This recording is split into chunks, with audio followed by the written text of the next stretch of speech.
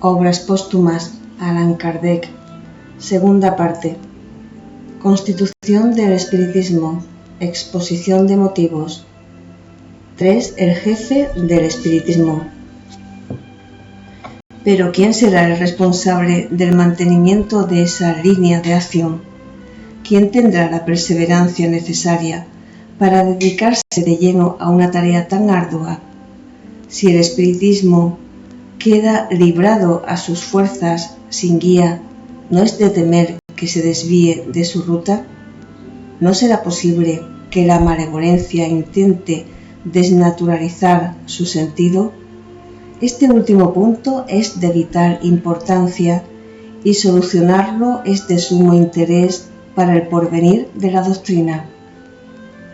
La necesidad de una dirección central y superior que guarde la unidad progresiva y los intereses generales de la doctrina es tan evidente que la inquietud cunde al no ver todavía a un conductor perfilarse en el horizonte espírita.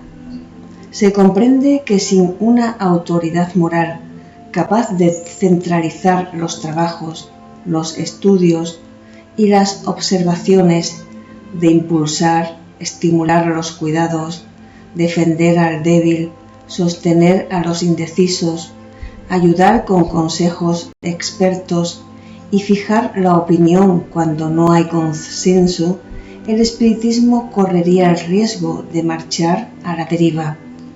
Además de ser indispensable, la dirección debe reunir las condiciones de fuerza y estabilidad suficientes como para hacer frente a las tormentas. Quienes creen que pueden prescindir de una fuerza directriz ignoran o desconocen los verdaderos intereses de la doctrina.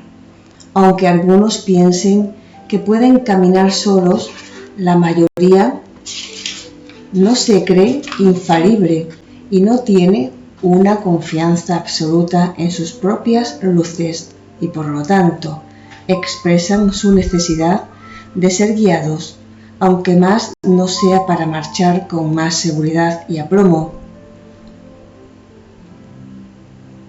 Hemos dejado en claro la necesidad de establecer una dirección, pero ¿quién investirá a ese jefe? ¿Será elegido por la unanimidad de sus adeptos? Tal cosa no es posible. Si se impone por su propia cuenta, será aceptado por algunos, pero rechazado por otros, sin contar con que pueden surgir otros 20 pretendientes al cargo, lo que podría llevar al mismo tiempo a un estado de anarquía y despotismo. Claro que un comportamiento semejante sería propio de un ambicioso y por tanto orgulloso, y tal persona no sería la adecuada para dirigir los destinos de una doctrina basada en la abnegación, el desinterés y la humildad. Al no respetar el principio básico de la doctrina, terminaría desnaturalizándola, y eso es lo que fatalmente ocurrirá si no se toman medidas preventivas eficaces. Admitamos, no obstante, que un hombre reúna todas las cualidades requeridas para el cumplimiento de su mandato y que llegue a hacerse cargo de la jefatura por algún medio. Los hombres se suceden y no se parecen entre sí, es decir, después de uno bueno puede llegar uno malo. Con cada individuo puede cambiar el espíritu de la dirección. Sin llegar a tener malos propósitos, sus ideas pueden ser justas o no. Si quisiese hacer prevalecer sus ideas personales, podría desviar a la doctrina, suscitar divisiones. Pues bien, todas estas dificultades se podrían renovar con cada cambio. No hay que olvidar que el espiritismo no ha llegado aún a su plenitud. Desde el punto de vista organizativo, es un niño que recién aprende a caminar. Por lo tanto, es necesario precaverse contra ese tipo de dificultades. Pero se dirá, ¿no podrá ocupar la jefatura de la doctrina uno de esos espíritus anunciados que deben tomar parte en la regeneración? Sí, es probable, pero como no presentarán una señal en su frente que haga conocerlos con evidencia, pues se mostrarán exclusivamente por sus actos, además de que la mayoría de ellos solo serán reconocidos después de su muerte, de acuerdo a lo que hayan hecho en vida, y que igualmente son seres con tiempo limitado. Debemos darnos cuenta de que es necesario prevenirse contra toda eventualidad. Sabemos que la misión de esos espíritus será múltiple. Cubrirá todos los peldaños de la escala y las diversas ramas de la escala y las diversas ramas de la economía social.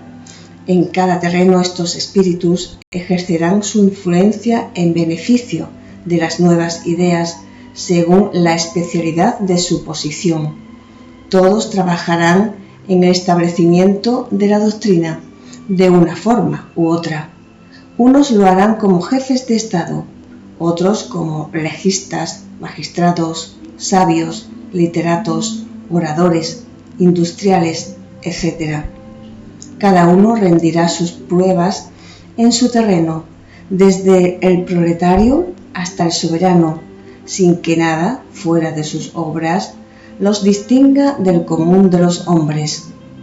Es probable que si uno de ellos debe hacerse cargo de la dirección, sea providencialmente colocado en posición de llegar a la misma a través de los medios legales adoptados a propósito. Circunstancias en apariencia fortuitas lo llevarán sin que nadie premeditación ni voluntad de su parte por ocupar ese sitio. En semejante caso, el peor de todos los jefes sería aquel que se creyese el elegido de Dios. No es lógico que Dios confíe esas misiones a los ambiciosos. Las virtudes características de un verdadero Mesías deben ser la sencillez, la humildad, la modestia, es decir, el desinterés material y moral más absoluto. Ahora bien, el hecho de suponer un Mesías implicaría en sí mismo la negación de esas cualidades esenciales. Probaría que quien se envaneciese de tal posición sería un tonto presuntuoso si obra de buena fe o un insigne impostor. No faltarán pseudoespíritas que por orgullo, ambición o rapacidad pretendan sobresalir. Otros inventarán revelaciones para captar y fascinar la imaginación de los crédulos. También podremos encontrar, tal vez, a quienes, disfrazados bajo falsas apariencias, intenten apoderarse del timón para hacer naufragar a la doctrina, desviándola de su ruta. Ella no naufragará, pero podría sufrir dolorosos atrasos que es preciso evitar. Sin duda son estos los escollos más poderosos que amenazan la marcha del espiritismo. A medida que se consolide, las emboscadas tendidas por manos enemigas aumentarán. Por lo tanto, es deber de todos los espíritas sinceros desenmascarar cualquier intriga que pueda urdirse en centros pequeños o grandes. En principio, deberán rechazar todo intento de mesianismo, ya sea como cabeza de la doctrina o como simple apóstol. Se conoce al árbol por sus frutos. Aguardad entonces a que el árbol dé frutos antes de juzgar si son buenos, o aún así, probad el sabor de ellos. Se ha propuesto que los mismos espíritus designen sus candidatos en cada grupo o sociedad espírita. Pero, además de que este procedimiento no evitaría todos los inconvenientes, habría dificultades especiales ocasionadas justamente por este tipo de elección. No hay que olvidar que la misión de los espíritus es instruirnos, ayudarnos a mejorar, pero de ninguna manera reemplazarnos en lo que nos corresponde hacer y decidir. Nos sugieren ideas, nos ayudan con sus consejos, sobre todo en lo que se refiere a las cuestiones de orden moral, pero dejan que nosotros nos ocupemos de la ejecución de las cosas materiales que no son parte de su misión. Los hombres deben contentarse con la asistencia y protección de los buenos espíritus, pero no deben tratar de descargar sobre ellos las responsabilidades que les competen como encarnados. Por otra parte, este método provocaría muchos inconvenientes debido a la dificultad de hacer participar a todos los grupos en la elección. Crearía problemas en la organización, complicándola. El problema consiste, pues, en crear una dirección central fuerte y estable al abrigo de las fluctuaciones, que responda a todas las necesidades de la causa y oponga una barrera absoluta a la intriga y a la ambición. Tal es la meta del plan que vamos a esbozar.